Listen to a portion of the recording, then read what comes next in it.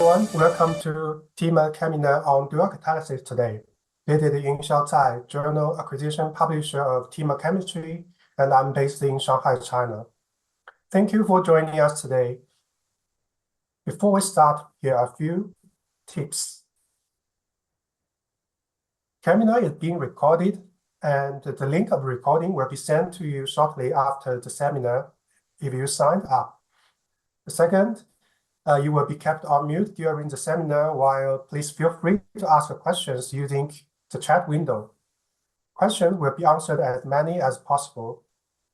If you have any feedback or suggestions, please do not hesitate to let us know by tweet our Thieme Chemistry. I also encourage you to subscribe to our Cheminar series, as well as our newsletter to keep the Thieme Chemistry information up to date.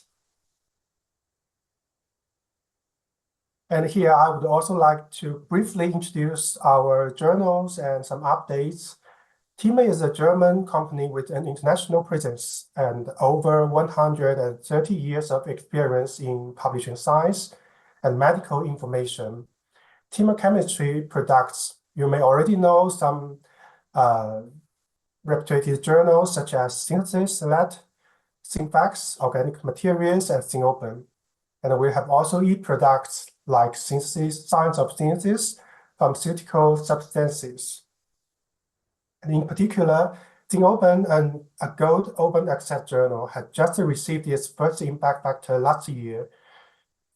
And we also expand the scope of our portfolio to material science and other scientific fields. Last year, we launched a new journal called Sustainability and Circularity Now. It is an interdisciplinary journal focused on sustainability issues. And we have Professor Chris Slutweg from Amsterdam as the editor-in-chief. We have also a product called Pharmaceutical Substances, which should be very useful for scientists working on pharmaceutical development. And next Thieme WebCheminar will take place on September 3rd this year, and the topic will be about soluble graphene nanoarchitectures. So if you have interest, please sign up to this Cheminar. Let's go back to our Cheminar today. So we are very happy to have Professor Min Joo as chair of today's Cheminar. So I will give a short introduction of Professor Min Joo. She completed her undergraduate and master's studies at Seoul National University in South Korea. And then she pursued her PhD at Princeton University and subsequently performed postdoctoral research at Columbia University in the USA. Following her postdoctoral work, she held a position as a process chemist at Eli Lilly and Company in Indiana, USA. And then she went to the academia starting in 2013. 10 years ago, she joined the faculty at Busan National University in South Korea, where she got promoted to be full professor in 2022. In March 2023, she transitioned to the Department of Chemistry at Korea University in South Korea. And since January 2023, she has served as an associate editor for Synthesis, the journal from Thieme. So now I will hand over to Jung. Xiao, thank you very much for your kind introduction. Okay, let me share my screen and everything is okay. All right, so let me briefly talk about a little bit more about our journal Synthesis, and then I will introduce the first speaker. So Synthesis, as you know, is a reliable platform for publishing organic chemistry papers since 1969. Led by our chief, Professor Mark Lotens, the Synthesis has our editorial team is composed of chemists with diverse backgrounds. So Synthesis is very special in a way that they are very generous to support in-person editorial meeting every year.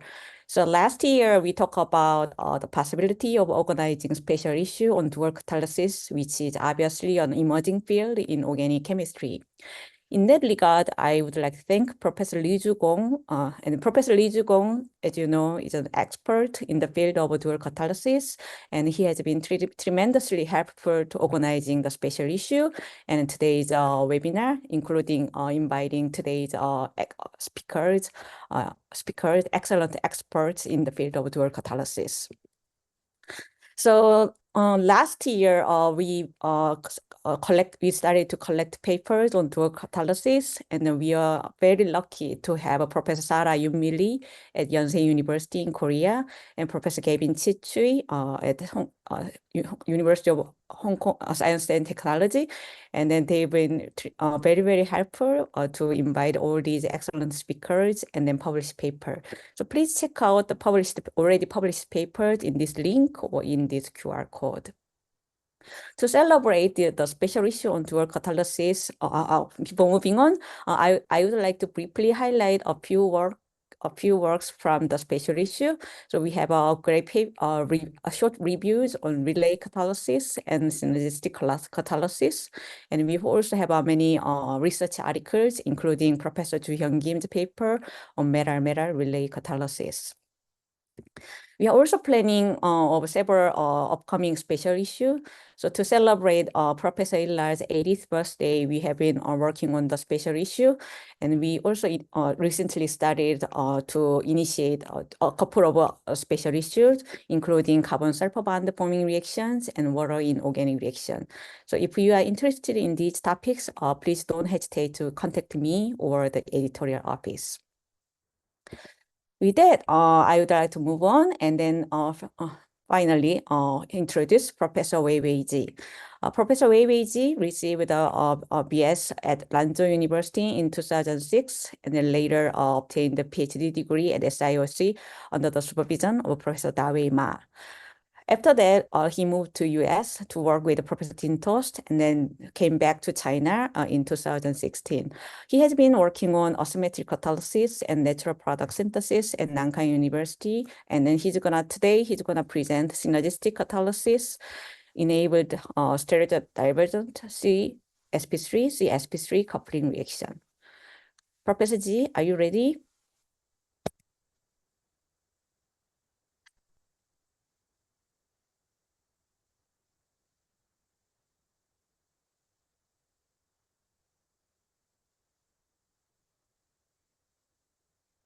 Can you say it? Yeah. Yeah. Oh, okay. Okay. Thank you very much. Thank you, Inshao and Professor Min Joo for the kind of introduction on myself. And I think this is a special turn for the dual catalysis. I think a lot of, as shared by the Professor Jung, a lot of groups in this field have contributed a lot of works from different aspects of the in this field. So today is really my great pleasure to share some story on my own in the field. So my topic is synergistic catalysis enables stereodivergent coupling reactions. So at the very beginning, I will spend a little bit of time to talk about the background of CC coupling reactions. I think there will be a lot of transformations can achieve the CC bond formation. So there will be the synergistic couplings and using the hydrogen for the reductive couplings and using the oxidation couplings of a true CH bond. So today I will talk about the CH coupling between a 1,3-diene or allenes with carbon nucleophiles. So this kind of transformation is 100 alternate economy because this is a formal addition reactions, and you don't need to pre-function the substrate, and you don't need to the oxidant, and you don't need the reductant. So this reaction is a redox neutral. It can be occurred even without a strong base. So it usually occurred under very mild conditions. So it had a very good functionality tolerance. So during the past 2 decades, a lot of groups have contributed a lot of works in this field. So they are using different transmitters such as the palladium and the rhodium and the nickel.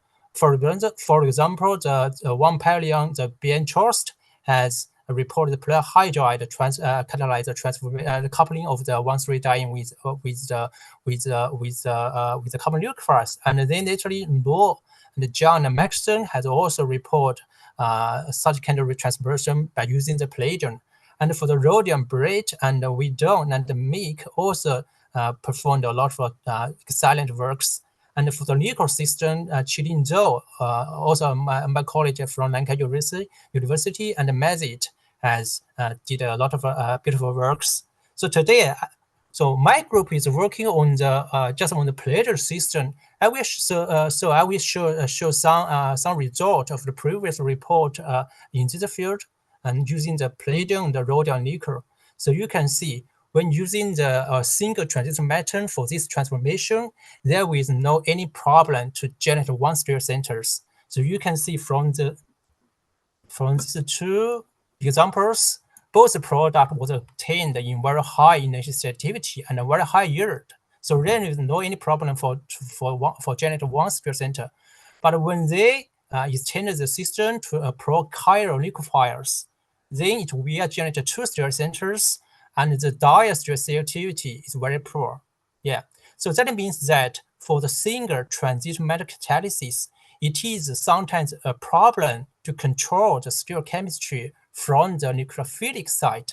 So, but there will be some successful examples. For example, in Choster, the paper in 2011, they have, after some optimization of the reaction conditions, solvent, and they find a condition to obtain the trans product with very high diastereotypy. So using the plate hydrate system, but you can see this reaction can extend to prepare the cis product. However, the cis product is a more desired product, stereoisomers in each product, such as in the neptosine. So Choster's method can be applied to synthesize this kind of later product. So I have given an even higher standard for the cis coupling reactions. That means this reaction must to give very high diastereotypy and higher EE, and at the same time, all of the stereoisomers can be selective to obtain with high stereo control. That means that the reaction must be run in a stereo-divergent fashion. So regarding to the stereo-divergent synthesis, there is a very milestone work. I think milestone work in 2013. It was reported by Eric Carrera. So he used the uridyl allylic substitution reaction together with amine system. So these two catalysts combined together with each other, and then to control both the stereochemistry of the electrophiles and the nucleophiles.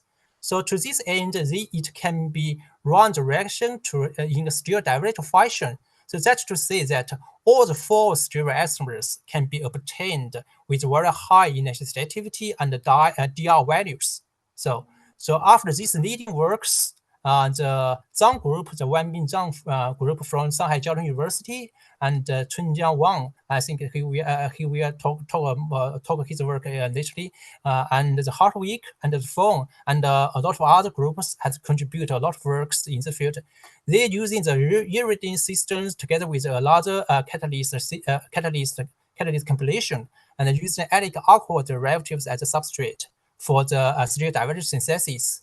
And naturally, other systems, including the oxide catalyst NHC together with the copper, the NHC together with the rhodium developed by the Gong group, Liu Zhu Gong group, and the nickel copper bimetallic system developed by Go group also have achieved a very good achievement.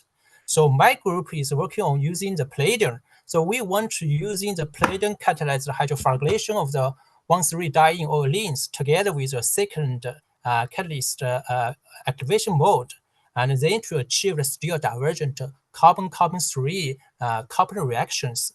So our idea is very simple. So at the very beginning, we have to choose the nucleophile activation mode, which is compatible with the palladium hydrate system.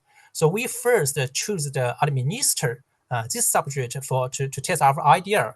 So this substrate can be activated by a cationic copper Lewis acid and to form a copper as a methyl unit. Wang, we are talking more details about this intermediate lately. And I think this species has been well studied by Wang and Min Joo in some dual catalysis. So my group also have investigated the structure of this intermediate by a DFT calculation. And we found that the isopropyl group here can perfectly share the C phase of this unit, the C phase of unit, and they make the re phase vacant. So it will be it will be perfect mode to accept the addition from the C phase, and then to make a very good control towards the nucleophile site. So then with this idea, we just thinking this reaction. We tried the reaction for 1,3-diene with the administer using the palladium and the copper dual catalysis.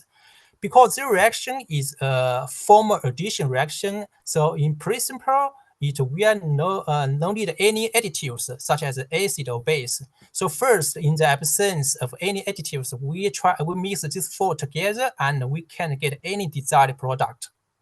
So that means that we think even the copper was used to activate the substrate here, and by correlation, the proton here is still less acidic to be deprotonated. So we need a base to help the deprotylation process. So then we have tried the plasma carbonate. And we also didn't get any desired product. We have also tried other bases such as the sodium carbonate and the more strong base plasma tetrabutyl oxide and organic base DBU or pyridine. By using these bases, we failed to get any desired product. So what's the problem? So we think this base is okay. It's basically enough to deprotonate the proton here. So there will be no problem to generate the nucleophiles. So the problem comes from the generation of the pi the electrophiles. We know that the formation of the palladium hydride, we need an acidic condition to facilitate the oxidation addition, the oxidation to generate the palladium hydride. So under such strong basic conditions, the formation of the palladium hydride will be prohibited. So then we have to use a more weak base. So the triethylamine is a very good base for this system. When we switch into this base, and we found the reaction between the 1A, the 1,3-diene, and the administer work very well to get the desired product with very high diselectivity and the DR values. So we're using the Josie force for the ligand for palladium and the ferrofox ligand for the copper. And by choosing a proper combination of these two catalysts, these two ligand, we can achieve the stereo divergent coupling. That means that all the four stereoisomers can be obtained with high inertial control. So there is a triple catalytic cycle, because besides the palladium and the copper cycles, there also has a base cycle here. So the reaction was initiated from here. The Lewis acid copper was activated the administer, and under the triethylamine, it was occurred deprotylation to generate the nucleophiles, and then the protonated amine react as a Bronsted acid to react with the palladium, and then it generates the palladium hydride. This species then undergoes a migratory insertion into the 1,3-diene. 1,3-diene to generate the pi palladium species. Finally, the CC bond formation between the electrophile and the nucleophile to resulted the formation of the CC company product. So the ligand on the copper and the ligand on the palladium separately control the stereochemistry of the nucleophiles and the electrophiles respectively. So to this end, we can get a stereo-divergent coupling. So this is the substrate scope. You can see both the thin selective coupling and the anti-selective coupling can give a very high stereo control. So besides the terminal 1,3 diene, even the internal 1,3 diene is also work for this system in this system. So after the success to coupling the 1,3 diene with the adenine esters, we like to move to the alkoxylene aminoline as a substrate, as a coupling substrate. So you can please see the right part of this slide here. So we are using the palladium and the copper system, the biallelic dual system, and using the DTBN6 for the copper and the ferroflux for using DTBN6 for the palladium and the ferroflux for the copper, and the coupling between the aminoline and the adenine ester work very well to get the desired product. At the same time, at the meantime, the stereo divergent process can be achieved by using the right combination of the catalyst. So for the coupling of the alkoxylene with the adenine ester, the system is a little bit complicated. So you can see when we want to produce the anti-coupling product, we just using the Al3. This is a Quinox P ligand for the palladium, and using the ferroflux A1, the S-proper substituted A1 as the copper, and then we can successfully to produce the anti-coupling. So at the very beginning, when we want to switch the diester selectivity, we first try to switching the chirality of the ligand on palladium or the chirality on the copper, and to see whether the diester was reversed. And then indeed, we can reverse the diester by such protocols to a moderate level. That means the thin coupling product can be obtained in 5 to 1 diester. But further to improve the diester field, from then we screen different ligands for the system, and then we found that using the L1, the ferroflux, using the L2, the final substitute the ferroflux for both the copper and the palladium, and we can get the thin coupling product as the major isomers, and the diester safety was increased to 10 to 1. And further, a study indicated that replacing the copper to zero as a nucleic acid to activate this adenine ester, we can further increase the diester to 20 to 1. So by using such complicated dual catalyst systems, we finally achieve the stereo divergent coupling, and both the thin and anti-coupling product can be obtained with a high stereo control. So our method can be applied to total synthesis of lateral product. So the methyl F and the methyl G are two lateral products, two amino alcohol lateral product. So the difference between these two is that for the F, the hydroxy group and amino group is a trans configuration, and for the methyl G, the hydroxy group and the amine group is a cis configuration. So our method, our bimetallic method, can be used to both the thin and anti-cis coupling. So we just use the 1A and 2H as a substrate, and use different bimetallic system. We can obtain both the 2S, 3S, and the 2S, 3R coupling product in moderate to good diester safety and good elasticity. Then using the same procedure to transfer the functionality to after some functional transformation, we finally to finish the total synthesis of these two lateral product. So from here you can see we use one common method to synthesize two diastereomeric lateral product. So after succeed in the adenine ester as a liquefier, we then move to the aldehyde. So we think the aldehyde can be activated with by amine to generate the enamine. So we think maybe we can combine this reaction mode together with the planar hydride. So this is the catalytic cycle. So starting here, So under acidic condition, the amine can activate the aldehyde to generate the enamine. So this is the nucleophile. And then at the same time, this is an acidic condition, the planar hydride formation, and then occur migratory insertion into 1,3-diene to generate the pi palladium to generate the electrophile. Then the CC bond formation between these two species, then we can get the final product. So this is the idea. So at the very beginning, we think this reaction might be a very simple reaction because we need an acidic condition, and the acidic condition can facilitate the formation for the enamine, and also can facilitate the formation of the palladium hydride. So there will be no any problem for the compatibility of the two catalysts. But when we tried many ligands, electro-rich ligand, because electro-rich ligand can facilitate the formation of palladium hydride, we failed to get any desired product. So we think the problem may come from the CC bond formation because the enamine is a relatively weak nucleophile. So the energy barrier for the CC bond formation between the enamine and the palladium may be high. So to accelerate this step, we need a more reactive, more electrophilic palladium species.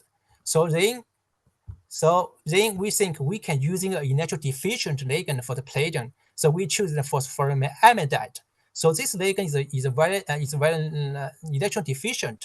So under the L7 and L8, together with the hydroxy amine alkyl catalyst, we can achieve the coupling of the 1,3-diene with the aldehyde. And then by using a different combination of the chirality, we can achieve both the 4 stereoisomers with a high steric control and a high yield. So this is a selected example of the subscope. So this reaction has a very wide subscope. So besides the 1,3-diene, we can even extend the substrate to 1,3,5-triene and 1,3,5,7 conjugate tetraalkenes. So without a modification of the optimal reaction conditions, the desired product can be obtained. Both the same and the anti-selective product can be obtained with 99% EE and 20 to 1% DR, or more than 10 to 1%. And the radioselectivity very good, only occurred at the terminal alkene here. So then we move our attention to the ester. Ester is the more stable nucleophiles compared to aldehydes. So Slater and Smith and Weiss have developed a lot of carbon-1 ammonia chemistry for the PFP ester. They're using the BTN catalyst to activate the PFP ester to generate this enolate. So we borrow this chemistry and to introduce it into the palladium hydride system, and we think maybe we can using the combination of the BTN and the palladium to achieve the stereo direct coupling of the PFP ester with the 1,3-diene. So this is our idea. So the result is that the DTBN SEC1 or the DTBN bifurp is the ideal ligand for the palladium for this system, and together with the commercial available BTN catalyst, the acyl or the benzo substrate BTN is here. So the coupling work very well. Both the syn and the anti-coupling product can be obtained with good steric control. So then we're using this method to synthesize bioactive compound, the tapentadol. Tapentadol is a pain relief drug used all over the world. So starting from the 1,3-diene 1A and the line, the PFP ester line. So using the palladium 2, the R configuration palladium 2 and the R configuration BTN catalyst. So the coupling can be obtained in the grand scale to get the product in 98% yield with 8 to 1% DR, and the EE is beyond 99. So after some further transformation of the functionalities, we finally can obtain the tapentadol in a very short route, in a symmetric route.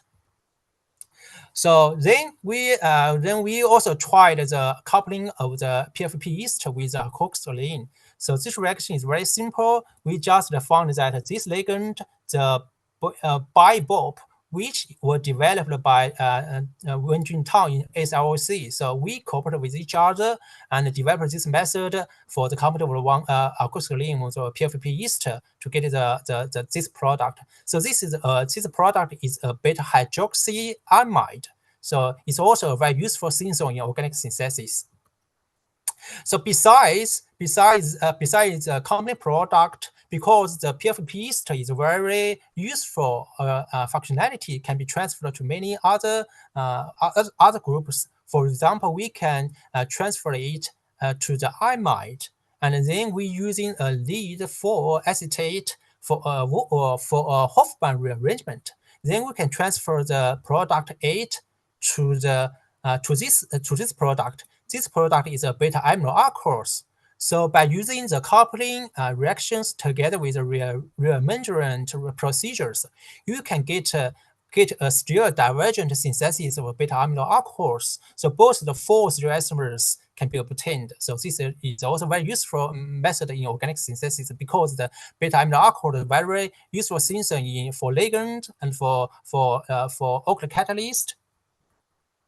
So far, we have achieved the stereodivergent coupling by using the admin ester and the aldehyde and the PFP ester. So both of these 3 belongs to non-stabilized liquefiers. That means that without a catalyst, without activation by a catalyst, the aldehyde or the ester itself can't react with the electrophile. That means that there will be no background reaction in such dual catalytic system. But for stabilized liquefiers, so it can be easily deprotonated by a very weak base, or even in a neutral conditions, it can be deprotonated. So the background reaction will occur. So that means that for stabilized liquefiers, it will be a very challenge to prohibit the background reaction. There will be some single catalysis pathway occur in the system, so which make it very difficult to achieve stereodivergent coupling. So you can see I have showed an example here, just in the bottom. So when Min Joo have tried a reaction of the oxyindole. Oxyindole is a very typical stabilized liquefier. Because it easily to isomerize for the inner form. So he have tried bimetallic using the copper and uridating the bimetallic system for the city bond formation. They have obtained the same product using this system, because the same product is the inherent biased diastereoisomers. So this product was obtained in very high steric control. The DI is 20:1 and the EE is 99. So when they try to reverse the diastereotivity, so reverse the steric control at the alpha position or the beta position by switching the chirality of the ligand on the palladium or the chirality of ligand on the uranide, they failed to reverse the diastereotivity. That means using for the challenge stabilized liquefiers is sometimes very difficult to achieve the diastereotic synthesis. So how to solve this problem? So we think we can using a two-phase system to solve this problem, because the base was in the aqueous system, so it can't meet with directly with the nucleophile, so it can't play the role of a base to deprotonation of the nucleophile. So it can be entered the organic phase only when it was formed a tight ion pair with a positive phase transfer catalyst. Then it can react with liquefier to generate this ion pair, and then react with electrophile. So under such biphasic systems, the single catalyst pathway was restrained, and the synergistic catalysis pathway was promoted. Then this gave our ability to pursue the stereodivergent synthesis. So after using the 1,3-diene and oxyindole as a model substrate to investigate this system, so reaction started here. So the base was in the aqueous phase. It was transferred by the transfer catalyst to the organic phase, and then it reacted with the uniform for 1A and to deprotonated to generate the tight ion pair A and generate the acetic acid, which was reacted with the palladium and to generate the palladium hydride. And the palladium hydride reacted with the 1,3-diene to generate the palladium electrophiles. So there is a CC bond formation between the species A or B and C and generate the final product 3AA. So this is a catalytic cycle. And so in the case we have found that the bisphosphite ligand is okay for the palladium, and for the syn selective coupling, we have to use in the ammonia, the amino alcohol derived phosphonyl phase transfer catalyst. And for the anti-selective coupling product, we have to use in the quinidine or the quinine derived tetraammonium phase transfer catalyst. So here we have to give a more close attention to the stereo control. So you can see here. So for these two product, this is the syn selective, this is the anti-selective. The difference between these two products is the configuration at the beta position here. So here for this product, the beta position here is the beta R configuration, and this product is beta S configuration. But for this product, we use L6 for the palladium, and for this product, we're using L7 palladium. So you can see the structure of the L6 and L7. The only difference is just the substitution group on the aromatic ring on the R group here.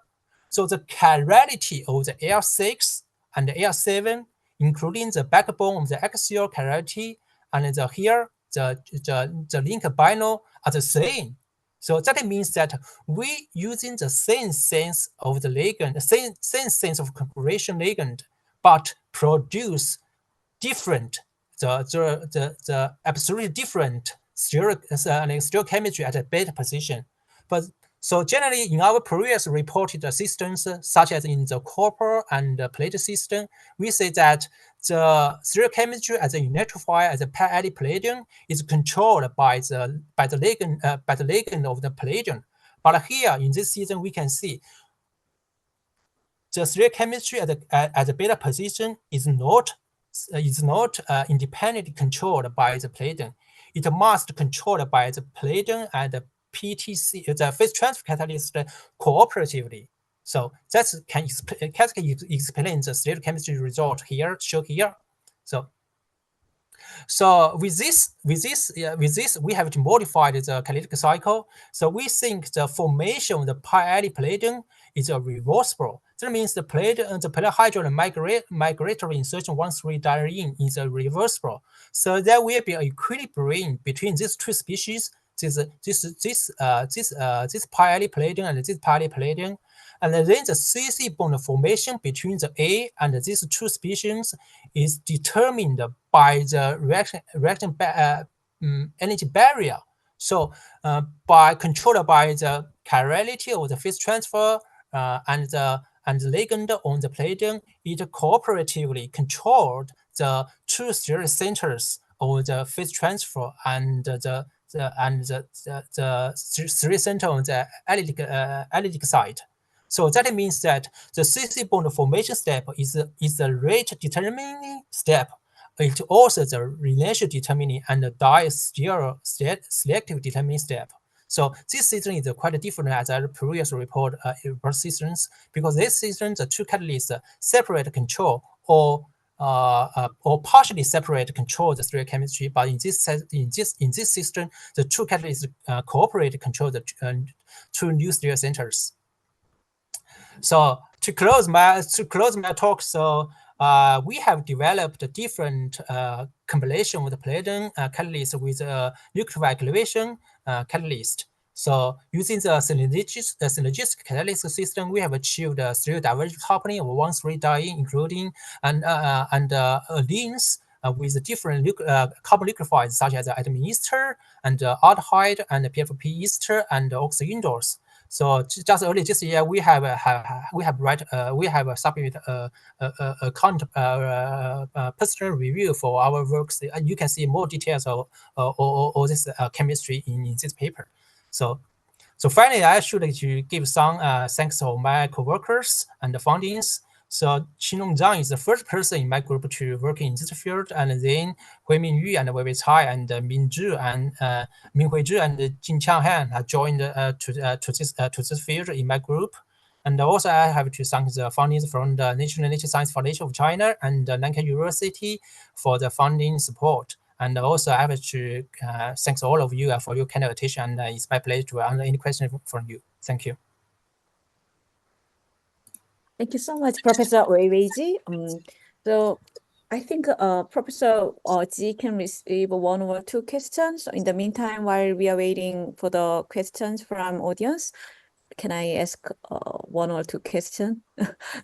So in one of yours, so it's beautiful that you can control the stereogenic centers in a stereodivergent manner. So it's all, to me, it's like almost magic.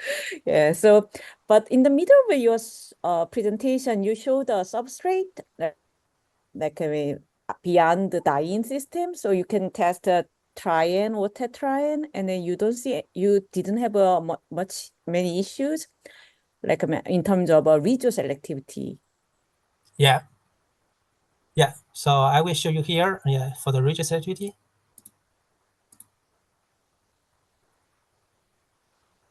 For the aldehyde system, I see. Yeah, this side. Right.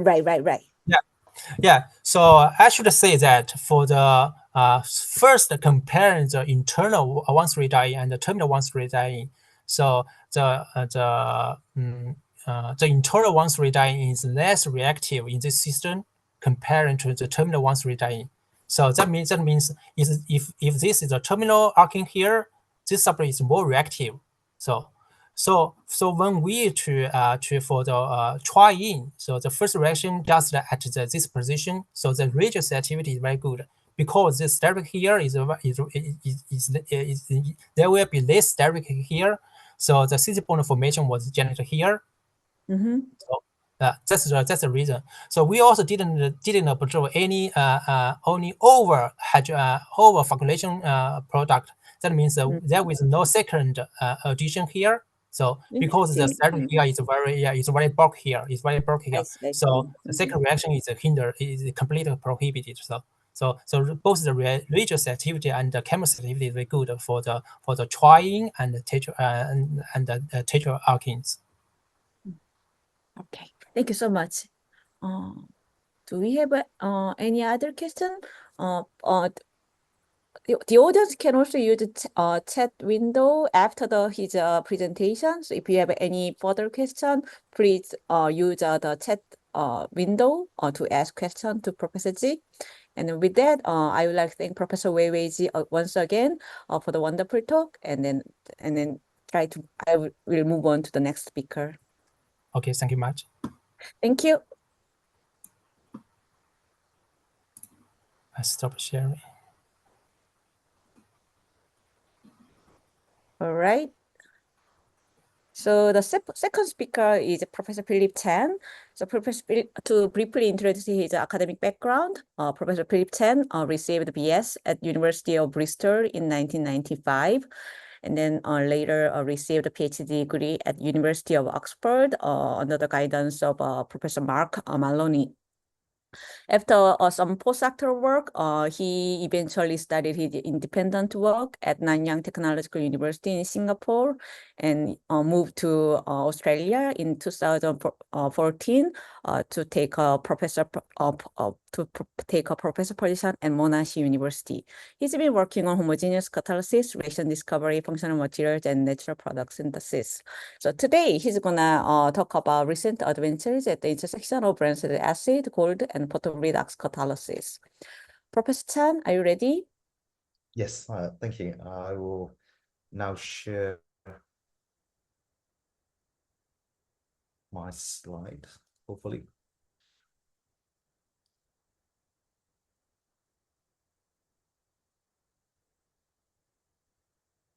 Can everybody see my slide okay? Yep. Perfect. Excellent. Thank you. And I will also use a laser pointer. Okay, I'd like to begin by thanking Professor Min Joo for that very kind introduction. And I would also like to thank her and Professor Lu Zigong for the very kind invitation to come and onto this webinar to present some of our work in dual catalysis. I've titled my talk Recent Adventures at the Intersection of Bronzed Acid, Gold, and Photoredox Catalysis, because I'd like to show you some of those combinations of those three different catalytic systems and how we were able to make them work for some of the chemistry that we were trying to achieve. Before I do that, though, what I would like to do is just maybe share with you where Monash University, as Professor Jung mentioned, we're located in Australia, which is true. Monash University might not come instantly to your mind as to where it is in Australia. So we're located in the state of Victoria, which is here. And in particular, we're located in Melbourne. So this is where we are. I'd like to begin also my scientific presentation by making a bit of a confession. We're really honored to be given this opportunity to present some of our work in dual catalysis.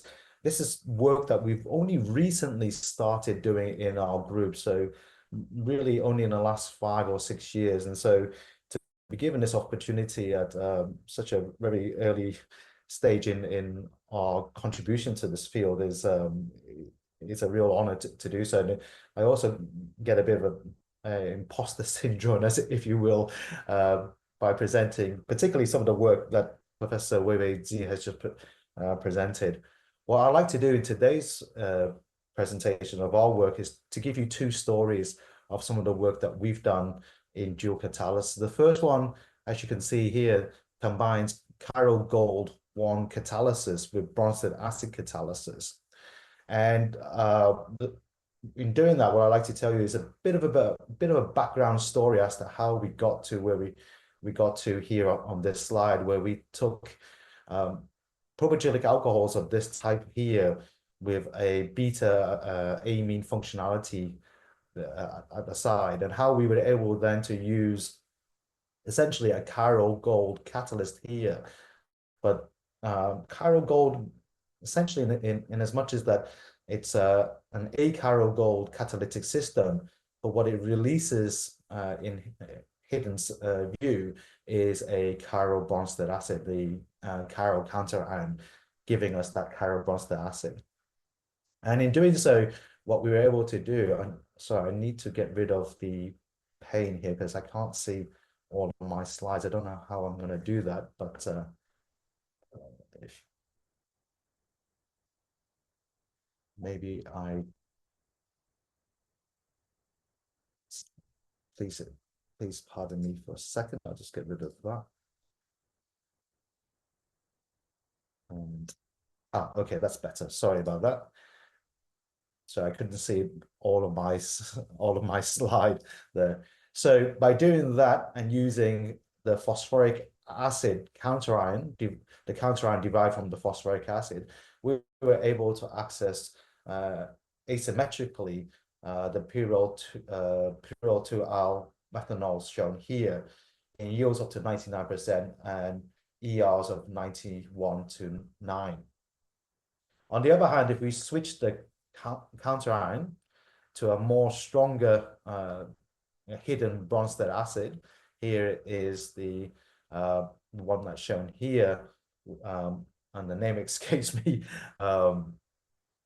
of the name of this bronzed acid, but nonetheless the more stronger bronzed acid that is released as this counterion is quenched by a proton in solution, we were able to show that you were able to access these indene fused pyrroles shown here in 98%, up to 98% yield and 99 to 1 ER.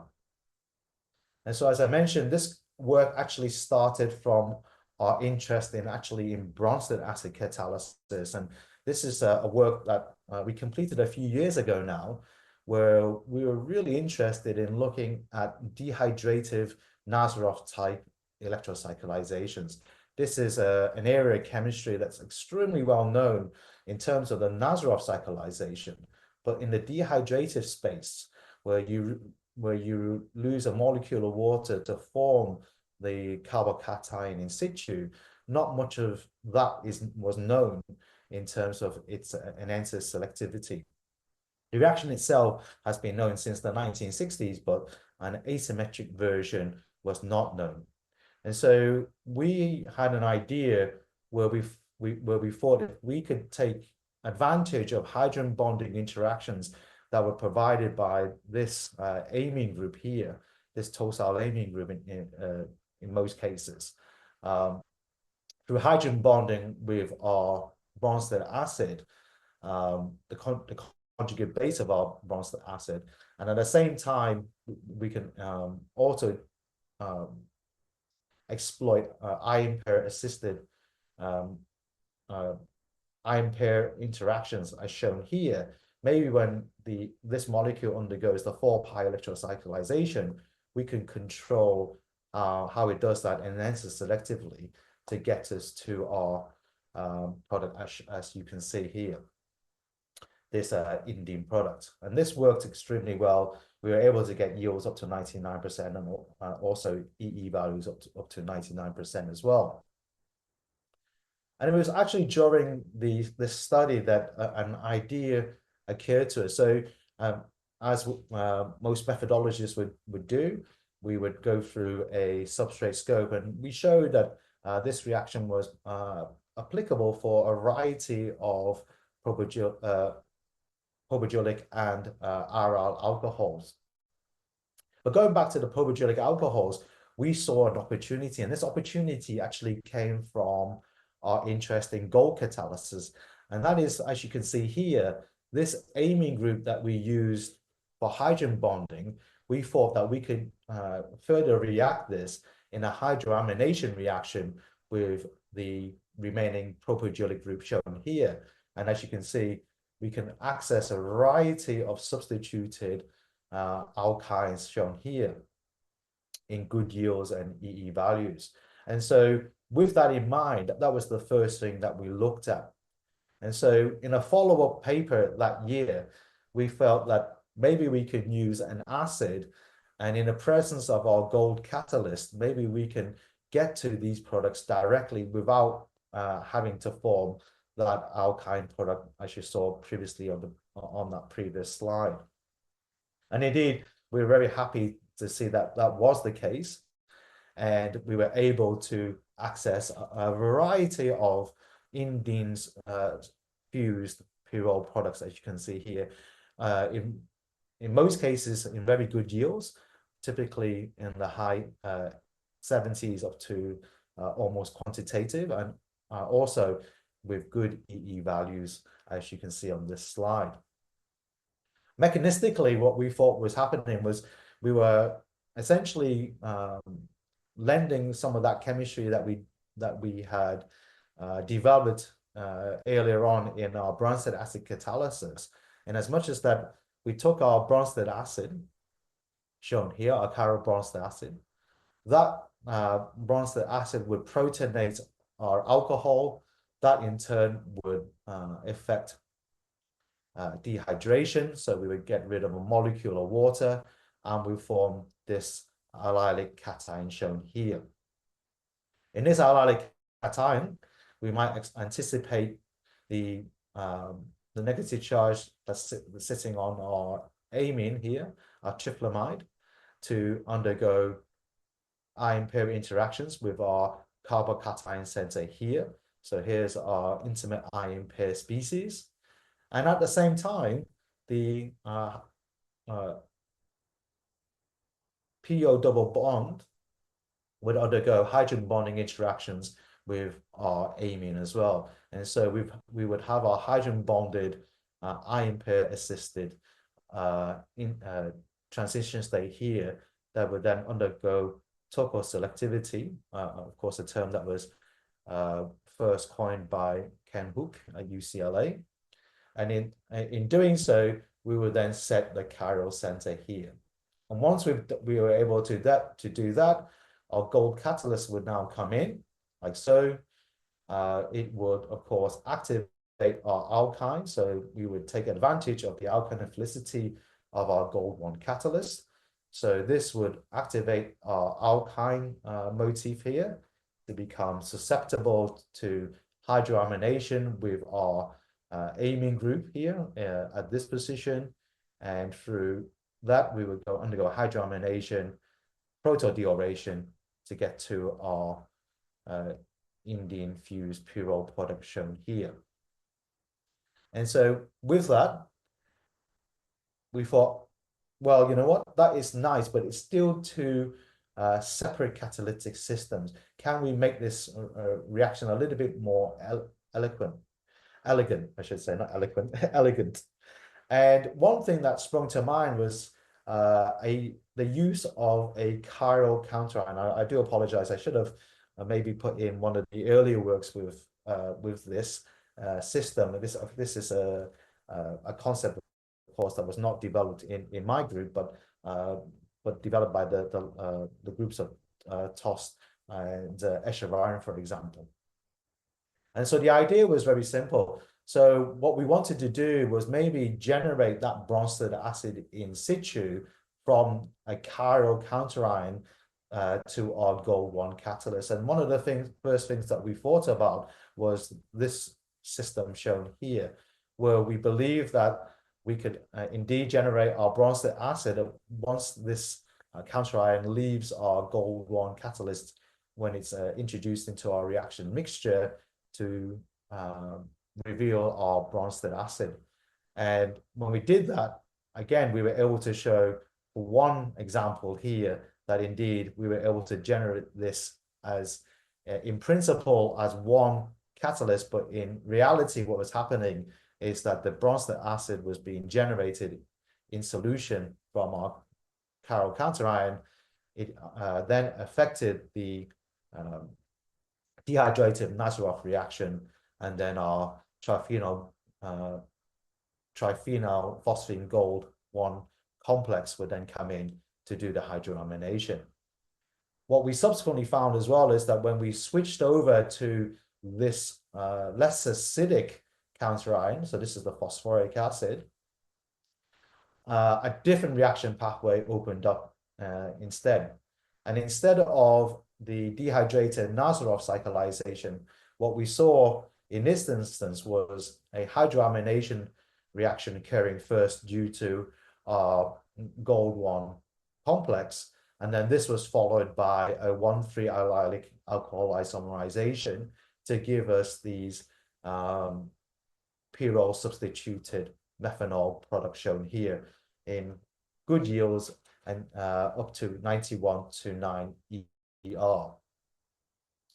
And we were pleased to show that in the first instance that this reaction was quite general for a variety of substrates.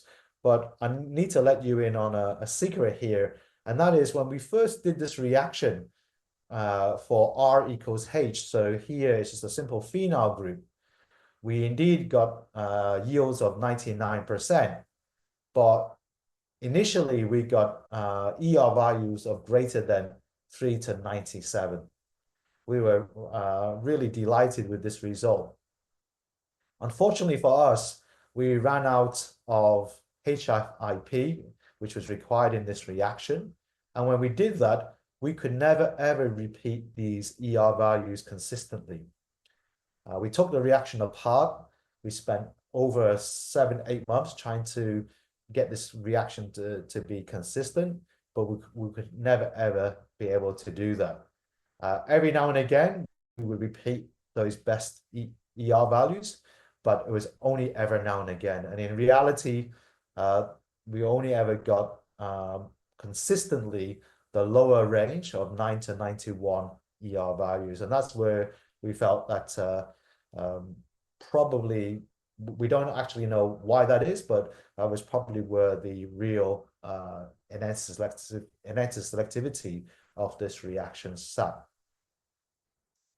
So nonetheless, we moved on and we looked at the reaction mechanism, and we thought that with our propygylic alcohol shown here, there were two possible pathways.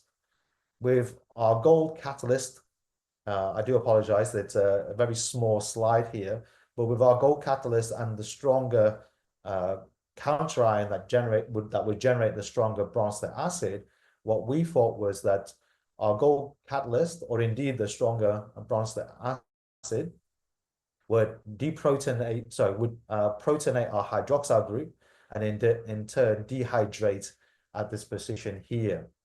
And as a consequence of that, we will form our carbocation species here. Our carbocation species here would then engage in an intimate ion pair interaction with the conjugate base of our acid, and also in hydrogen bonding interactions as well.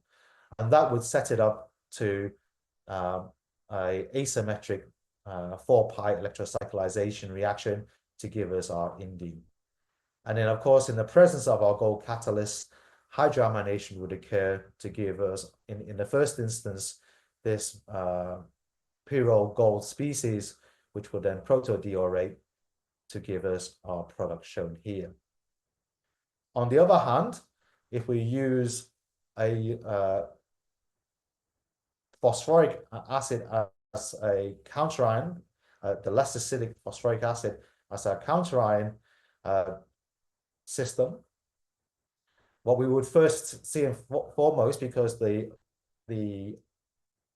less acidic phosphoric acid being generated in situ is not capable of dehydrating our alcohol, and instead what would happen is the hydroamination would occur first to form this pyrrole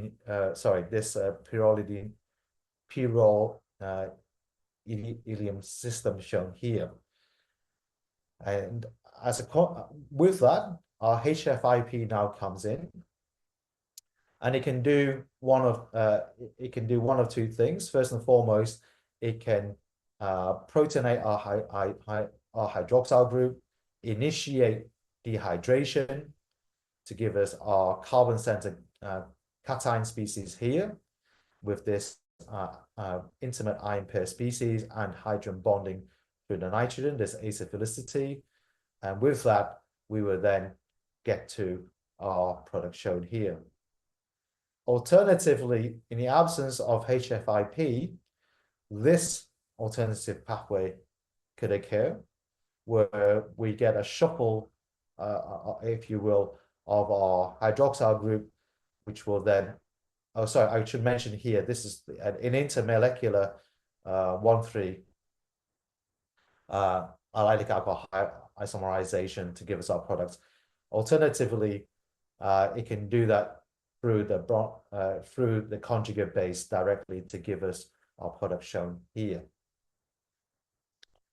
What I'd like to do now is maybe switch gear a little bit and just tell you some work we've been working in the photoredox catalysis space with bronze acid catalysis. And this is some work that, again, we finished very recently, which is the Minsky type alkylation of N-heteroarenes via an EDA complex, this EDA complex here, and a chiral bronze acid and light. So in this reaction that we initiated, our inspiration came from two works.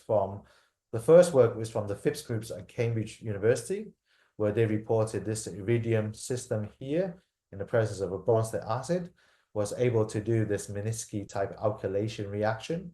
And hot on the heels of this work, also work from the Shang and Fu group, who showed this sodium iodide and triphenylphosphine system as well that was able to do the same reaction. So in our case, what we were able to show was we were able to initiate this reaction in the absence of a metal of any description, and in actual fact, be able to use an EDA complex. And so we use this photoredox active ester shown here in the presence of the Hansch ester. I do apologize, of course, to draw the Hansch ester, and one of these two bronze acids. We were able to initiate alkylations of the type, as you can see here, through this scope in relatively good yields, typically above 70%, and up to anywhere in the 90s, and in good EE values as well. So typically in the high 80s to 90s. The substitution patterns, as you can see here, were well tolerated. So our benzylic groups of the type shown here, alkyl groups, as you can see here, heteroarenes, and also including substrates including a thiol group. We are also able to show that different substitution patterns on the isoquinoline ring worked extremely well as well. And so again, good EEs. There's some moderate EE values here, as you can see, and these were only achieved with these spirocyclic chiral bronze acids, but nonetheless they go what I would like to term as synthetically useful EE values. And then moving away from isoquinolines to quinolines to isoquinolines, we also show that pyridines were also good substrates for this reaction. We also did quite a deep dive as into to the reaction mechanism, and we showed that first and foremost that this should be a radical reaction. So if you use a radical scavenger such as TEMPO, you can show that you can shut this reaction down. You don't get any of the products at all if you took this quinoline photoredox active ester, and so there's no product formation. And in actual fact, by mass spectrometry, you can detect the TEMPO derivative shown here. We also showed that the individual substrates on their own, as you can see here, are very much in the UVA region. But when you start mix them together, you see this red shift here. And you can see that visually as well. It goes from slightly pale yellow color to a very noticeable bright yellow color here once you start mixing all the reagents together. And of course, in the UV-Vis spectrum, you can see that red shift quite clearly. We were also able to show that this is to be the case when we looked at the molar ratios of the redox active ester with our substrate. And once you get to a one-to-one equivalency, you can see a maxima occurring in terms of the absorbance. Likewise, we did a light off, light on reaction. So when the light was off, there was no reaction. But the minute you switched the light on, the blue LED light, you saw product formation. You switched it off again, you saw no reaction. But once you switched it back on again, you saw reactivity and product formation. And then finally, in terms of chirality and how we were introduced chirality, we showed that, as you can see here, when you use a photoredox active ester, where there is no site for hydrogen bonding, such as this substrate shown here, there's no secondary nitrogen here for hydrogen bonding. You can get product formation, but there's no EE to go with it under the standard conditions. So mechanistically, what we think is happening is that our photoredox active ester, our Hansch ester, I'm glad to see I've actually drawn it in here. So just HT for short, as you saw in the previous slides, they can come together because of those weak Coulombic interactions. It forms this EDA complex, electron donor complex, electron donor acceptor complex shown here. And so when we expose this EDA complex to our blue LED light, this starts the fragmentation process where we form this nitrogen-centered cation species, as well as this carbon-centered species shown here, 3A. This carbon-centered radical species here can further fragment to form the this oxygen-centered species here and the thalidomide anion, and this oxygen-centered radical species here, 4A, can undergo can eliminate carbon dioxide, and when we introduce our substrate, our quinoline substrate in this instance here, 1A, in the presence of an acid, if the reaction is chiral, of course, TFA is replaced by our phosphoric acid. We form the radical species from the decarboxylation. Here's our carbon-centered radical, which can now add in to our protonated substrate shown here in this manner, like shown here, to form this radical cation here. This radical cation can react further with another molecule of our photoredox active catalyst, as shown here, and to regenerate our acid. I've written TFA here, but our acid can equally be our chiral Bronsted acid, and we regenerate our carbon-centered radical here, this species here, along with this guy here, and this then sets up pathway, which is a radical chain mechanism maybe. Alternatively, another pathway might be, so path B here is just showing the Hanchester essentially going to the fully aromatic pyridine. Alternatively, what could happen here is that we get deprotonation either by our substrate 1A, so it doesn't necessarily need to be our acid protonating our nitrogen center here. It can be protonated by its species, or indeed our thalidomide anion to form thalidomide shown here, and we get our product shown here.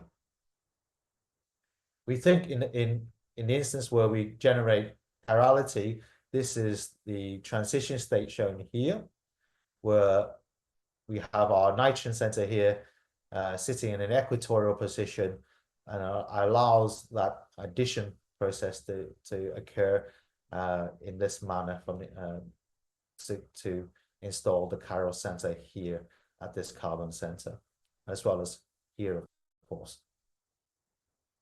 And with that, I'd like to finish my presentation.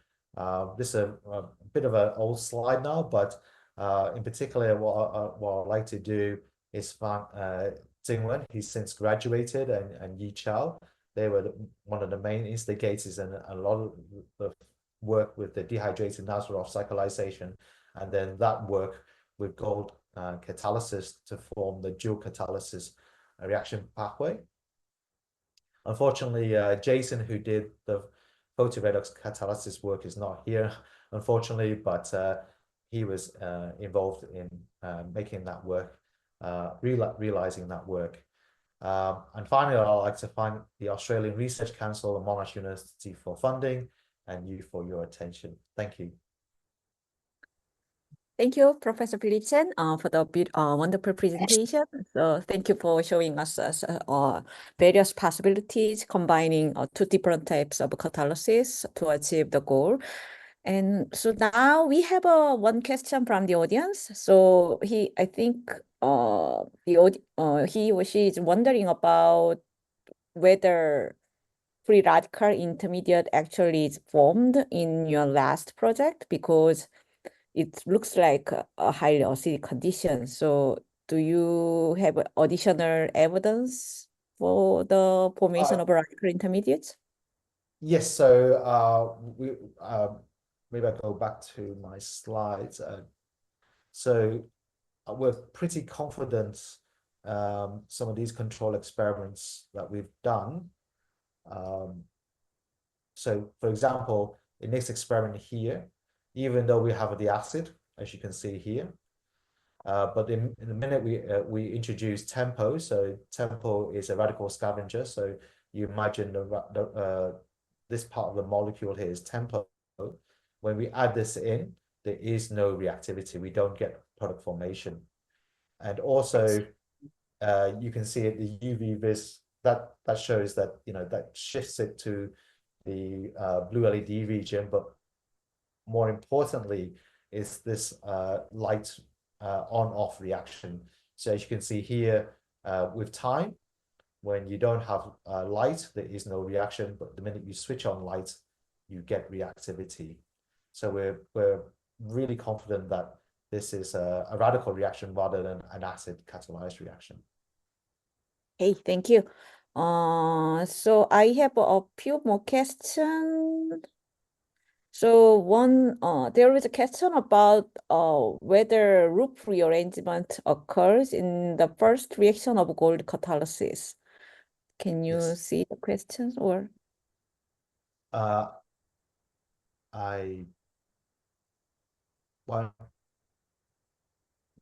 Okay, so which first react? So this Gold catalysis. Yeah. I think this is just straightforward hydroamination. I think it's just straightforward hydroamination. We've worked on this system for quite a while now.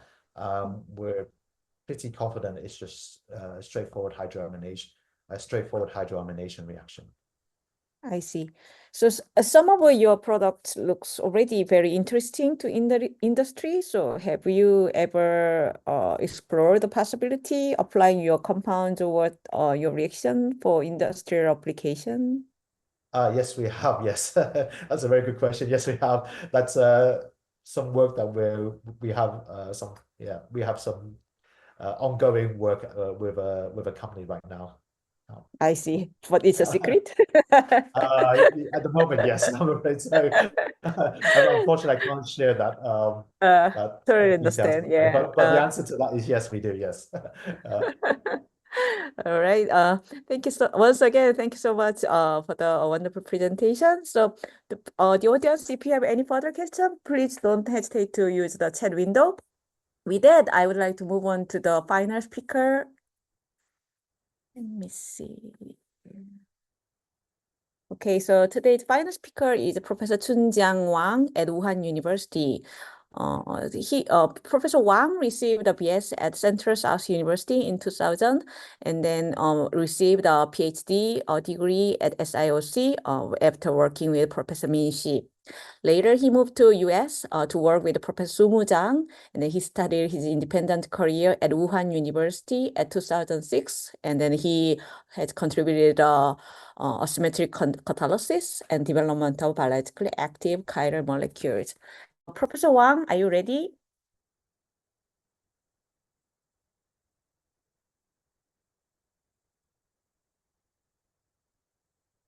Can you share the... Okay, can you hear me? Okay. I can see you, but can you share the screen as Okay, well? I will share my slides first. Okay. All right.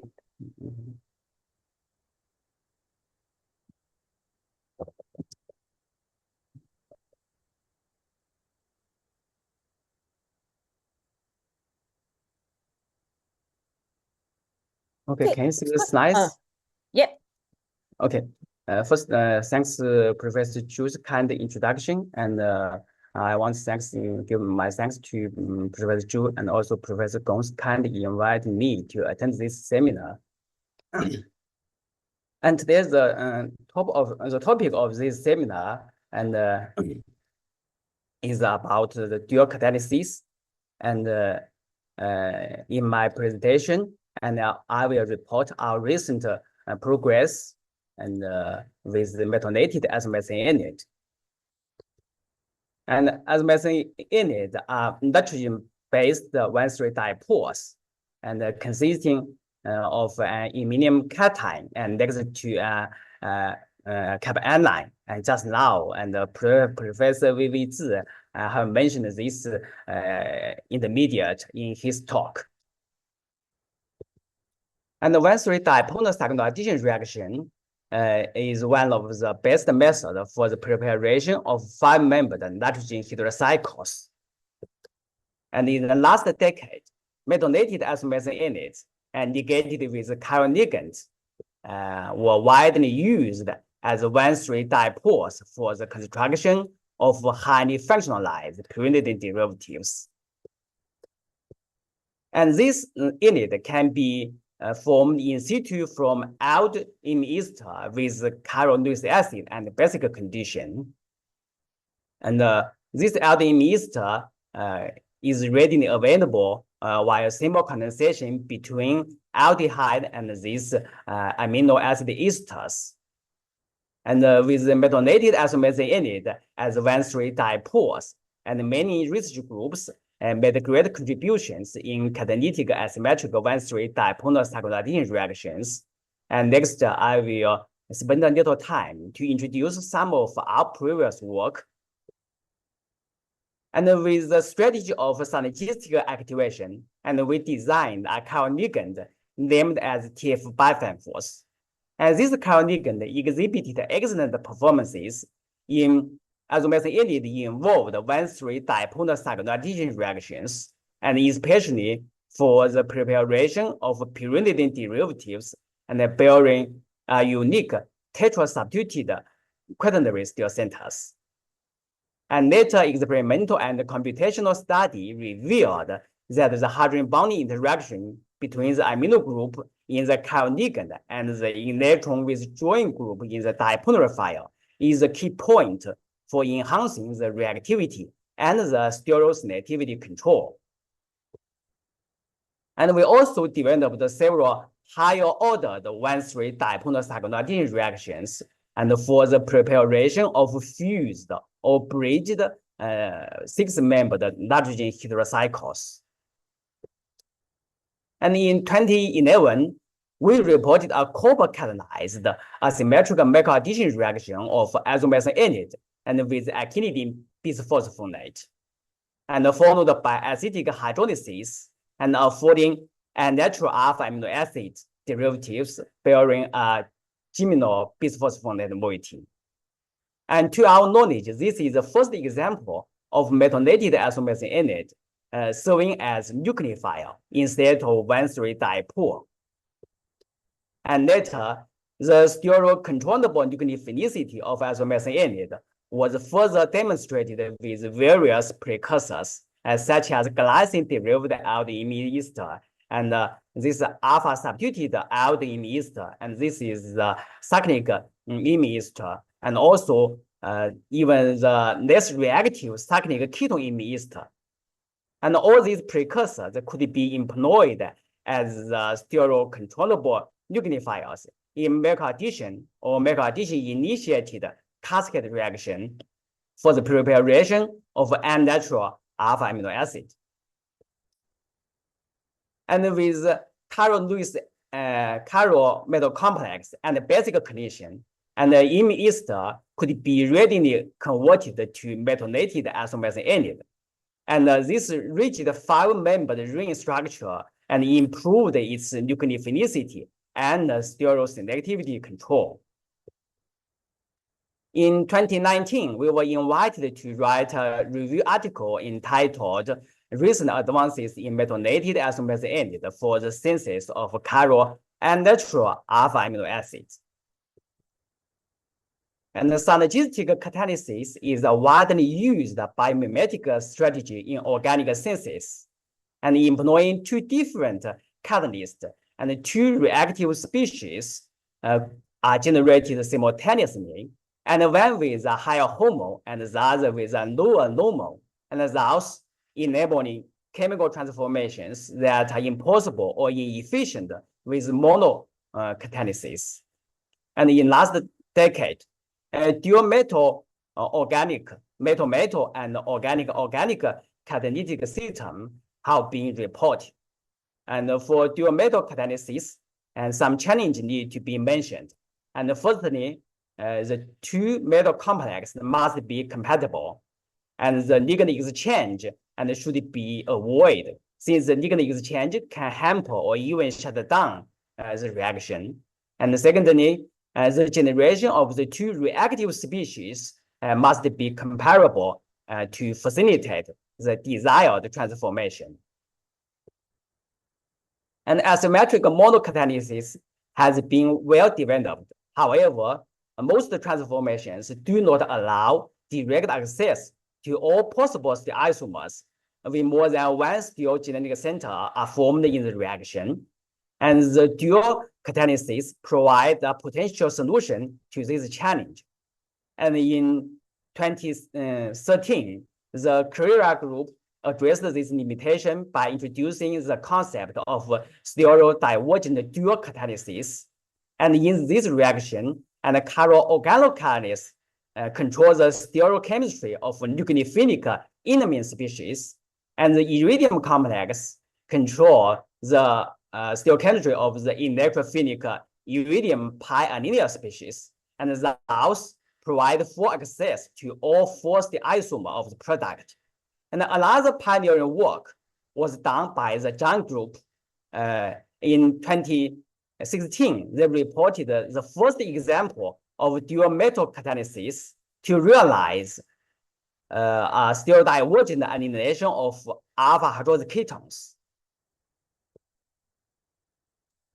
And the palladium catalyzed asymmetric anilic alkylation of benzophenone-derived alpha substituted ketone ester provide direct access to unnatural alpha quaternary alpha amino acids. However, in reported cases, the initial selectivity was unsatisfactory, and since prochiral nucleophile is a long-standing challenge in palladium catalyzed asymmetric anilic alkylation reaction. And we designed a synergistic dual copper palladium catalytic system. And in this reaction design, a chiral copper complex was introduced to activate alpha substituted imine to form this stereocontrollable nucleophilic isomethionate. And meanwhile, a chiral palladium complex was used to generate the electrophilic pi-annealing palladium species, and producing a variety of alpha quaternary alpha amino acids in high yield with excellent initial selectivity. And the similar transformation was also reported by Jung's lab. When using glycine-derived aldehyde ester, and double anilic alkylation reaction could be performed in one-port manner, and notably, and switching the adding sequence of the two different anilic carbonate, and both enantiomer of the product can be readily prepared. And different from the linear selectivity in palladium catalyzed asymmetric anilic alkylation reaction, and iridium complex normally provide branched selectivity. And we envisioned that merging chiral iridium complex and a chiral copper complex would provide an efficient access to alpha amino acids bearing two contiguous quaternary and tertiary stereo center. And in this reaction, the chiral copper complex control the stereochemistry of a nucleophile, while iridium complex controls the stereochemistry of the electrophile. Thus, all four stereoisomers of the product could be predictably prepared with four different sets of catalyst combinations. And with our developed the copper iridium dual catalytic system, we realized an efficient total synthesis of this small amino acid bearing contiguous tertiary stereo centers. This is a plant growth regulator isolated from mushroom. And to be noted, previous method required at least 8 steps from optically pure starting material. And in our cases, the two contiguous tertiary stereo center could be readily constructed in a single step from readily available starting material. And the target molecule was obtained in 3 steps in high yield with excellent stereo selectivity. And only one quantum purification was needed. And in our developed dual metal catalytic system, and this pre-activated linear anilic carbonate need to be used as an annealing precursor. And in view of atom and step economy, and the branched anilic alcohol are better than the other three precursors. However, anilic alcohols are not suitable precursor because of the poor leaving ability of the hydroxy group in general, and the stoichiometric amount of Lewis acid or bronzed acid must be added to enhancing the leaving ability of hydroxy group. However, those additives are not suitable in our cases. Stoichiometric amount of transient metal Lewis acid would interfere the formation of the copper in it, while stoichiometric amount of bronzed acid would decompose the imine ester and also the iridium complex, and therefore the choice of activator is critical to this reaction design. And fortunately, we found triacylborane is the best activator to enable this reaction. And here is the proposed mechanism based on the experiment result and the DFT calculations. And the coordination of triacylborane with anilic alcohol and facilitate oxidative addition to form metal pi anilic species, along with the formation of the conjugate base. And the conjugate base helped to form copper metallated isomers in it. And no additional base was needed in this reaction. And then the two catalytic cycles merged together through nucleophilic attack of the copper inlet to the electrophilic metal pi anilic species, and producing linear or branched annihilation products and regenerate both catalysts. And considering there is a typical aza-anilic structure in the branched annihilation product, we reasoned that increasing the steric congestion could provide the driving force for the following aza-couple rearrangement. And indeed, with the bulky alpha substituted aldehyde ester, cascade annihilation aza-couple rearrangement occurred smoothly and followed by acidic hydrolysis, affording chiral homoannilic amines with perfect chirality transfer. And the imine group in the annihilation product is a potential electrophilic site. And if there is another potential nucleophilic site, such as the indole group, then a further intramolecular cyclization would occur to afford indole-fused heterocycles. And with the two indole anilic carbonate as anilic precursor, we developed a dual copper iridium catalyzed cascade annihilation and isopictet Spengler cyclization reaction, and affording a highly functionalized tetrahydrogamma carbonins. And this carbonin is a valuable core structure in many bioactive natural products and pharmaceuticals. And the first step is a stereodivergent annihilation step, and enabled by dual copper and iridium catalyst. And the second step is a spontaneous and stereospecific cyclization, and to form 1,4,6 products. And therefore, in this annihilation, and the two carbon-carbon bond was formed with the generation of 3 stereogenetic centers, and 4 different 1,4,6 stereoisomers could be predictably obtained. As we know, 1,3-dipole cyclization reactions are well known for the construction of 5 or 6-membered nitrogen heterocycles, while 3+2 or 3+3 reaction model. And however, a 3+4 reaction model for 7-member ring remains a challenge, and probably due to the disfavored entropic penalty and transannular interactions. And at the beginning, our design is very simple, and just moving the anilic carbonate group from indole 2 position to 4 position, and maybe 7-membered as a pine ring could be formed through 3+4 reaction model. When we're using 4-indonyl anilic carbonate as a precursor, and the first step and the copper iridium catalyzed anilation occurred smoothly in a stereodivergent manner, and both stereo centers could be readily controlled as before. And this is the chiroligand for copper, and this is chiroligand for the iridium complex. And however, no further annihilation was observed.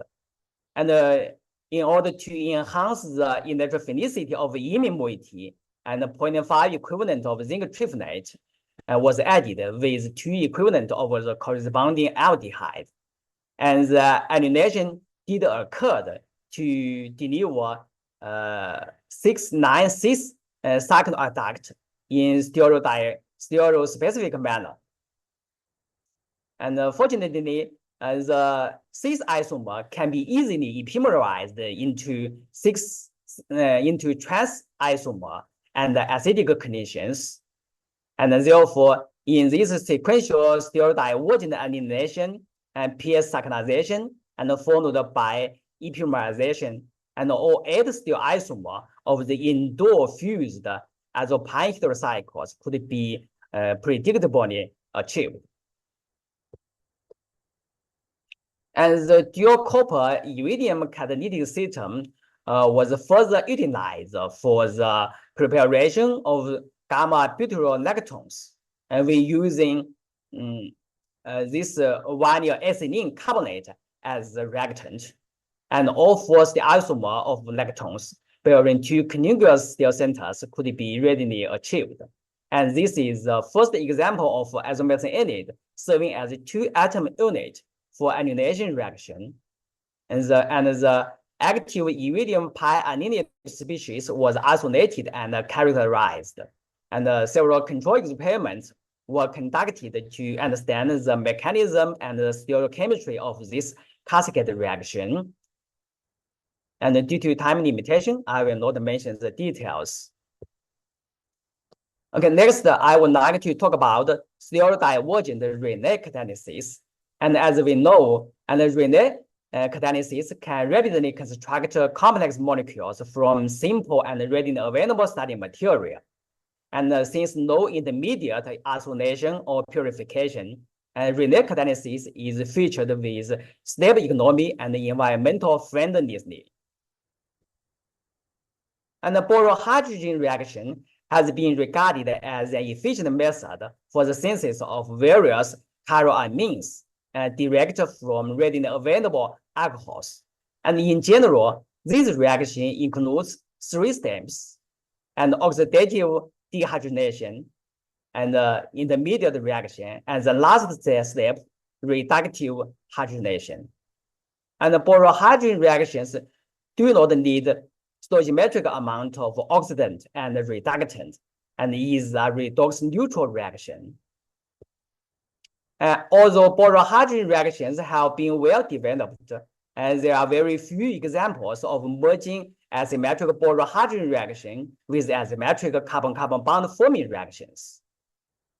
And in 2013, with acyl boron-hydrogen catalyst and chiral secondary amine catalyst, Rodriguez group reported the coupling of organocatalyzed asymmetric macroaddition reaction with boron-hydrogen reactions. And several years later, with acyl boron-hydrogen catalyst and chiral transient metal catalyst, Didier group developed the Rene catalyzed asymmetric cascade boron-hydrogen reaction and macroaddition reactions.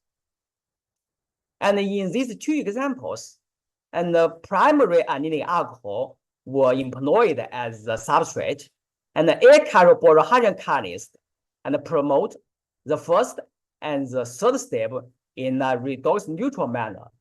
And the initial determinant step is the second step in macroaddition reaction.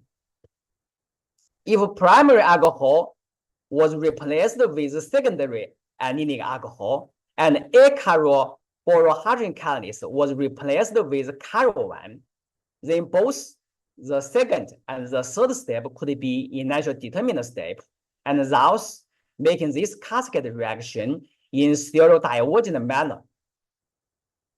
And here is our design. And initially, the racemic secondary anilic alcohol was oxidized into alpha beta unsaturated ketone by carboborohydrogen catalyst with the formation of metal hydride species. Then the enone intermediate react with the stereocontrollable copper isomethionate and affording the macroadduct chiroketone. And subsequently, the carbonyl group in the ketone intermediate was reduced by chiral metal hydride to deliver the final product and bearing 1,4 quaternary tertiary stereocenters.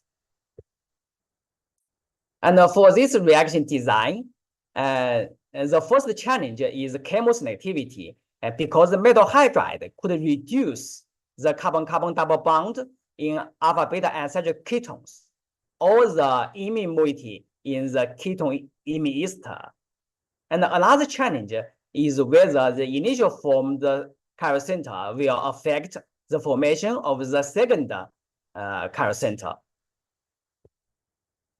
And to make a long story short, and this reaction design was successfully realized through a dual copper ruthenium Rene catalytic system.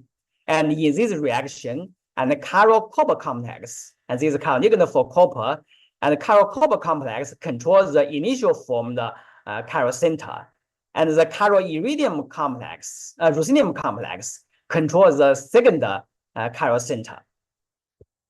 And thus, and all 4 stereoisomers of the final product could be prepared with 4 different sets of catalyst combinations.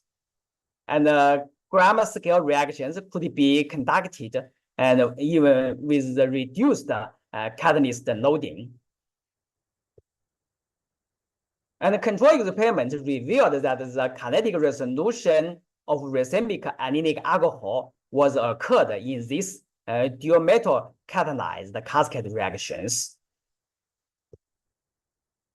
And the deuterated anilic alcohol was employed in this reaction, and almost the same deuterium ratio was observed in the product. And this experiment indicated that this cascade reaction underwent a typical borrowing hydrogen and return hydrogen pathway. And encouraged by this promising result for the construction of 1,4 quaternary tertiary stereocenter, we wondered whether a Rene catalytic system could be further utilized for the construction of alpha amino acid containing 1,4 tertiary stereocenter. And it is more challenging since alpha tertiary stereocenter next to the ester or the amide group is easily epimerized under basic conditions. And through careful optimization, we found that the potassium phosphonate can suppress the undesired epimerization, and the best chiral ligand for copper complex is a ferrocene-based chiral ligand with 2 phenyl group on the oxygen ring, and the different substrate need a different ruthenium complex. And for ketone imine ester, and both cis and trans product need a Rusi complex as the redox catalyst. And for ketone imine amide, and cis product require this ruthenium complex as redox catalyst. And this complex is coordinated by 2 different chiral ligands. And while trans product need the Rusi complex, and as before, and all 4 stereoisomers of the product could be obtained with 4 different sets of chiral copper and chiral ruthenium catalyst combinations. And these pyridine derivatives containing 1,4 tertiary stereocenter is a kind of histamine H1 receptor antagonist. and a significant different biological activity between cis and trans isomers were reported.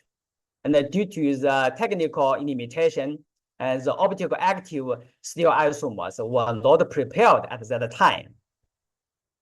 And with the development of the copper ruthenium rene catalytic system, a stereo divergent formal synthesis of this antagonist was performed. And the gram scale of cis and trans 4A were performed initially. And the following 6th step and led to caryolactam 14, trans and cis 14, which are the key intermediate to the target molecules. Okay, now is the summary of my talk today. And in 2011, we found that the methylated isomethionine could be used as a stereo-controllable nucleophile in asymmetric microaddition reactions. And based on this finding, and with the strategy of synergistic catalysis and Rene catalysis, we developed several dual metal catalytic systems such as copper palladium, copper iridium, and copper ruthenium for stereodivergent synthesis of various alpha amino acids and heterocycles. And we believe there is extensive room for the development of dual catalysis to solve the issues of reactivity, chemoselectivity, and stereoselectivity encountered in single catalytic system. And finally, I wish to give my thanks to my collaborators for their kind help and suggestions, and also thanks to my students for their hard work. Also, thanks to the funding support from National Natural Science Foundation of China and the Ministry of Science and Technology. And finally, thanks for your kind attention. Okay, thank you, Professor Chunjiang Wang, for the wonderful presentation. So it was amazing that you guys can demonstrate forming multiple stereogenetic centers in a single part operation. Okay, now we have a few questions from the audience. So the first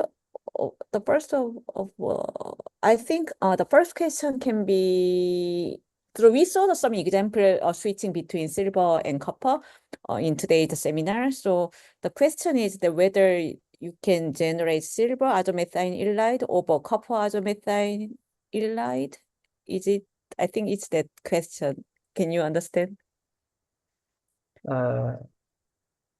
Okay. So in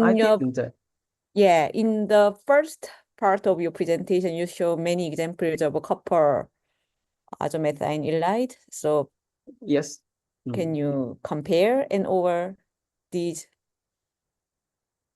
You mean compare the azomethionine? Azomethane with the silver versus copper. Silver or copper? You mean the different metal precursor? Right. Okay. Actually, and for the azomethionine, normally it is a typical 1,3 dipoles for 1,3 dipole cyclotron reaction, and normally the most general metal precursor is silver or the copper salt. And however, for when methylated azomethionine using as a nucleophile, and in our cases, and also in the other work reported by Professor Zhang and also Professor Wei Zi, and in their works, when all of us found that copper metal source is the best precursor for the metal native azomethionine as the nucleophile. We should use in the copper metal source as a precursor. Yes. Okay, so the next question is from Dr. Nakasuka. So he's wondering, so hydrogen borrowing reactions are relatively well established. So can you re-emphasize the importance of ruthenium in one of your projects? Okay. I will show the slides in the, okay.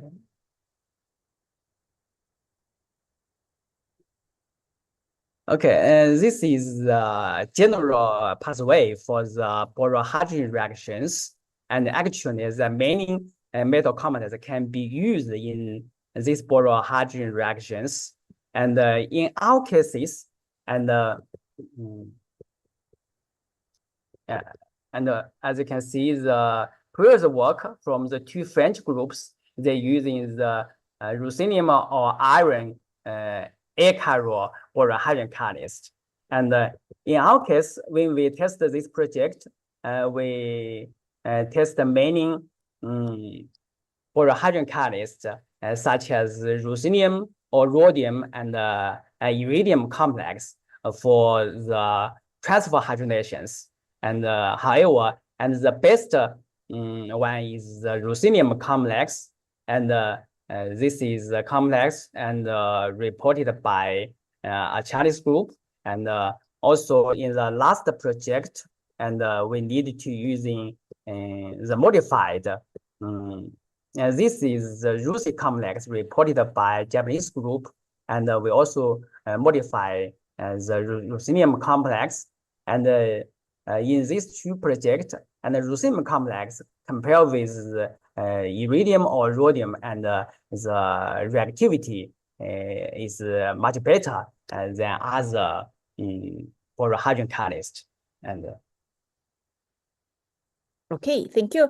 So another question from Dr. Nakasuka is that can you kind of differentiate? It's a bit difficult question. So can you differentiate between ligand control and then dual metal like palladium iridium metal control? So so it's a bit complicated system to us. So how you manage the ligand control and then dual metal control, including palladium and iridium?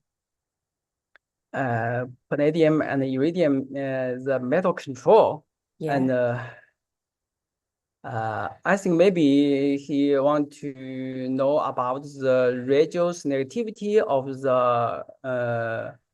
the reaction between the palladium or iridium, the different metal complex. Yes, yeah. Can you go back to the slide? I will go back to, okay.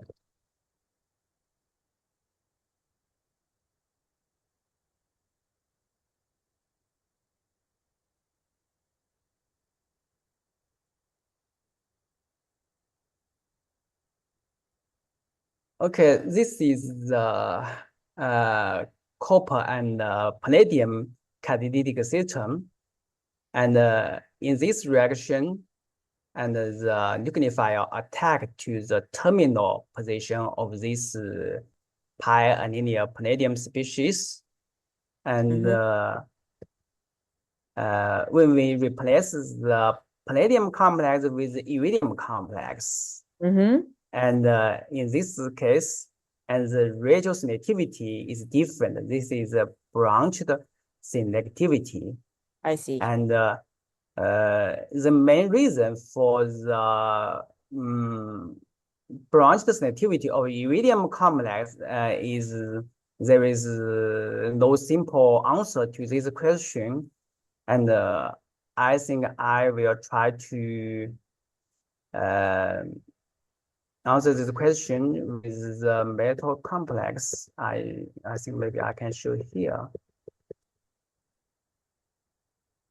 And as you can see, this is the copper iridium complex.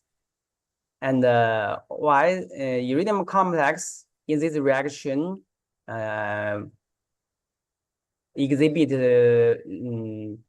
a branch selectivity, and it can be explained by the electron effect and the steric effect. As you can see, and this is the iridium pi-annealing species, and the iridium and carbon 1 bond, and the iridium carbon 3 bond. The iridium carbon 3 bond are longer, the bond distance is longer than iridium carbon 1 bond. And therefore, the steric congestion and prevent the attack from the terminal position. And also we collaborated with Professor Yanfeng Dang in Tianjin University, and they also did the DFT calculations on this complex, especially on the positive charge distribution on these 3 carbon atoms. And this carbon 3 is much electrophilic, thus for the iridium catalytic annealing oxidation and provide the different radio selectivity, that is branched selectivity. Okay, thank you. So in your previous question, so you explained the importance of copper in the formation of azomethyl halide. So another question from the audience is that, is copper comparable to all other metals in general? Then do you see any issue in the compatibility with the copper? So I think it is the question. Okay, I will return to the slides. Okay, in this slide, I show the metal dated as methionine, and the nucleophilicity was enhanced with better stereoselectivity control. And actually, for 1,3 dipole cyclodieldrin reactions, and many metal complex can be used, and many metal precursor can be used, such as copper, silver, and zinc, and nickel. And however, and just as I mentioned before, and when we using metal dated as methionine as the nucleophile, and the best metal species and is the copper. And I cannot give explanation to this, and I think maybe the copper can coordinate it well with nitrogen and oxygen atom, and to form this rigid species. And until now, and actually when we test some project, we also try to using silver as the metal precursor, and sometimes and the reactivity or the stereoselectivity control is less satisfactory. And but I think because silver is also a gold metal precursor for 1,3 dipole cyclodieldrin reactions, I think it should be formed the similar rigid species. And right. So we think I think if the audience invested the similar nucleophilicity of the azomethionine, maybe copper and silver can still be screened. And okay. I see. Thank you so much. So I'm not sure whether I delivered those questions from the audience very well, but if it's not clear, probably the Professor Wang will be happy to answer your question by email. So okay, with that, I would like to thank Professor Wang for the wonderful presentation once again. Okay. All right, so I think I can close the webinar by thanking all 3 speakers, as well as all the authors involved in the special issue for dual catalysis. I'm sure you all convinced by the power of dual catalysis for making multiple stereogenic centers and very complicated compounds. And then please join me thanking all 3 speakers today. And please visit SYNTHESIS website to find out more about dual catalysis special issue and all other special issues going on in SYNTHESIS. Okay. Then okay, thank you, Jung. Yeah, thank you for being the chair of today's seminar, and also thank the three speakers for their wonderful lectures about drug catalysis, and it shows really great potential to synthesize very complicated compounds via synergistic strategy. So I believe, yeah, all of the audience will learn something from their lectures, and thanks again. And also thank you for all the attendees for your time. Yeah, and as I mentioned at the beginning, yeah, the seminar will be recorded and the link will send to you, yeah, if you sign up. Okay, so thank you, and Okay, yeah, thank you. have a nice day. Thank you. Thank you so much. Thank you. Bye-bye. Thank you. Bye. Bye-bye. Bye. Thank you all for coming, and then we are gonna close the session soon. Yeah. Thank you. Yeah. Thank you. Bye-bye. Bye.